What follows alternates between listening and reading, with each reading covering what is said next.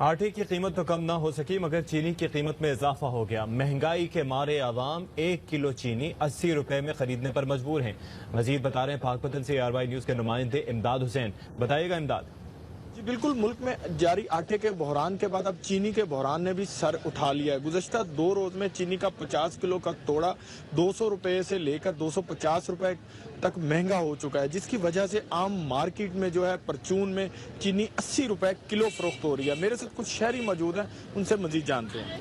हम पहले आटे के बहरान को लेकर रो रहे थे, लेकिन अब चीनी का जो हमारे सर पर मुसल्लत किया जा रहा है डंडा, वो पर केजी 80 रुपए तक मिलने वाली है और हम आधा किलो लेते थे, अब पाइया भी नहीं मिलती उतने पैसों में। हम परेशान हैं कि कैसे जी पाएंगे, कैसे कुछ खा पाएंगे या नहीं। गरीब आवाम से 2 वक्त का नवाला भी छीना जा रहा है। हुकूमत को चाहिए कि फौरी तौर पर ब्लैक माफिया और स्टॉकिस्ट के खिलाफ क्रैकडाउन करे। जी चेयरमैन FBI